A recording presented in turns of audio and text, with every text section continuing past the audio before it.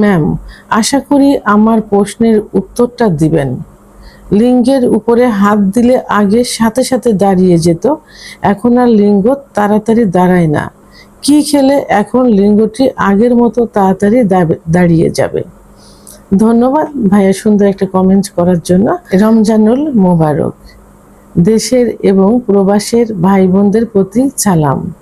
আসসালামু আলাইকুম। আমি প্রভাষক ডাক্তার রিক্তা পারভিন, হোমিওপ্যাথি এবং আয়ুর্বেদিক চিকিৎসক। চেম্বার সেবা হোমিও কমপ্লেক্স অ্যান্ড সেবা ডিজিটাল ল্যাব, উপজেলা মডেল মসজিদের পূর্ব পাশে, শিমুলিয়া, মাগুরা। আজকে একটি কমন প্রশ্নের অ্যান্সার করব, যে প্রশ্নটা অনেক পুরুষই কিন্তু করে থাকে, বয়স্ক, মধ্যবয়স্ক, এখন যুবকরাও কিন্তু করে থাকে, যে আগে অনেক সেক্স করতে ইচ্ছা হতো, যখন ইচ্ছা হতো তখনই লিঙ্গ দাঁড়িয়ে যেত, কিন্তু এখন ইচ্ছাও করে না, আর ইচ্ছা করলেও লিঙ্গ দাঁড়ায় না। ঠিক এমনই একটা প্রশ্ন কোন এক শুভাকাঙ্ক্ষী আজকে আমাকে করেছে না। ওনার কমেন্টের সারমর্ম হলো যে ওনার মানে লিঙ্গে হাত দিলে, অর্থাৎ ইচ্ছা হলে অথবা যে কোনো কারণে লিঙ্গ স্পর্শ করলে ওনার লিঙ্গ দাঁড়িয়ে যেত, কিন্তু এখন দাঁড়াচ্ছে না। এর জন্য উনি কি করতে পারে? তো এখন যখনই ইচ্ছা শক্তিটা প্রগাঢ় হবে, যৌন চাহিদাটা যখন প্রগাঢ় হবে, তখনই কিন্তু টোটাল বডিতে রক্ত চলাচল করবে, বিশেষ করে হার্টের থেকে লিঙ্গের ভিতর রক্ত চলাচল বেশি করবে, তখন লিঙ্গ দাঁড়িয়ে যাবে, শক্ত হবে। কিন্তু এই ইচ্ছা শক্তি যখন কমে যাবে, প্রগাঢ় না হবে, ইচ্ছা হচ্ছে কিন্তু কম, এই কম ইচ্ছা শক্তিতে কিন্তু ব্লাড সার্কুলেশনটা ওইভাবে হতে পারে না। অর্থাৎ ইচ্ছা শক্তিটা প্রগাঢ় হতে হবে, বেশি হতে হবে, উত্তেজনাটা বেশি হতে হবে। যখনই হবে তখনই রক্ত চলাচল করবে, আর তখনই কিন্তু লিঙ্গ দাঁড়িয়ে যাবে।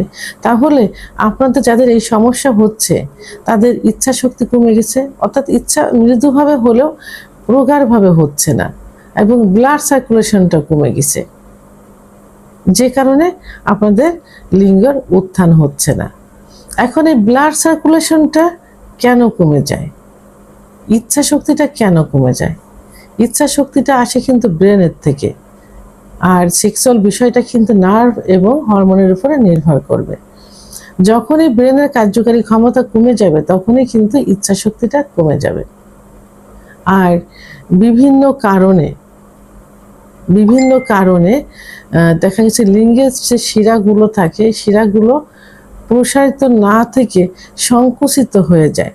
সেটা অতিরিক্ত হস্তমৈথুনের কারণে হতে পারে, বিছানায় ঘর্ষণ দিয়ে বীর্যপাতের কারণে হতে পারে, সমকামিতার অতিরিক্ত স্বপ্নদোষ, অতিরিক্ত যৌন মিলনের কারণেও হতে পারে, আবার আঘাত লাগার কারণেও কিন্তু হতে পারে, যে লিঙ্গের শিরাগুলো সংকুচিত হয়ে গেছে। তো ইচ্ছা শক্তি প্রগাঢ় হচ্ছে, কিন্তু ব্লাড সার্কুলেশনটা সঠিক মতো হতে পারছে না। তো এখন এর সমস্যার সমাধানের জন্য প্রথমে কি করতে হবে? অবশ্যই একজন অভিজ্ঞ সম্পন্ন রেজিস্টারকৃত ডাক্তারের শরণাপন্ন হতে হবে। ডাক্তার কিছু পরীক্ষা নিরীক্ষা দিবেন এবং রোগীর কাছে কিছু প্রশ্ন করবেন। সেটা জানার পরে যে কারণে হয়েছে, পরীক্ষার রিপোর্টগুলো দেখে এবং রোগীর মুখের থেকে জেনে যে কারণে হয়েছে সেই কারণগুলো বন্ধ করতে হবে। বন্ধ করে ডাক্তার যে চিকিৎসা দিবেন, সে চিকিৎসা গ্রহণ করতে হবে, সঠিক নিয়মে সঠিক সময় পর্যন্ত সে ব্যবস্থা নিতে হবে।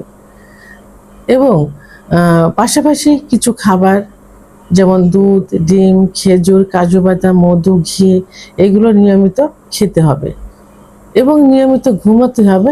দুশ্চিন্তা বন্ধ করতে হবে, পরিমিত পরিমাণ পানি পান করতে হবে। তাহলে আপনারা এই উত্থানজনিত সমস্যার থেকে বেরিয়ে আসতে পারবেন। আপনি হারানো যৌবন ফিরে পাবেন, ইনশাল্লাহ আগের মতো হয়ে যাবে। কারণ পুরুষের সেক্স কখনো নষ্ট হয় না, মৃত্যুর আগ পর্যন্ত কিন্তু ভালো থাকে। এবং 30-এর পরে যে কিছু 30-25-এর পরে যে কিছু রোগ হয়, যেমন ডায়াবেটিস, উচ্চ রক্তচাপ, হার্টের সমস্যা, কোলেস্টেরল, লিভারের সমস্যা, ক্যান্সার, বিভিন্ন সমস্যা হয়, যেগুলো পরীক্ষার মাধ্যমে কিন্তু ধরা পড়বে। এবং সেভাবে এগুলো কন্ট্রোল রাখলে এবং সঠিক চিকিৎসকের নিয়ন্ত্রণে থাকলে ইনশাল্লাহ সব কিছু আগের মতো হয়ে যাবে। ভিডিওটি সম্পর্কে যদি কোনো মতামত থেকে থাকে অবশ্যই কমেন্টের মাধ্যমে জানাবেন। আর ভিডিওটি ভালো লাগলে লাইক, কমেন্ট, সাবস্ক্রাইব করে আমার সঙ্গে থাকুন। আল্লাহ হাফেজ।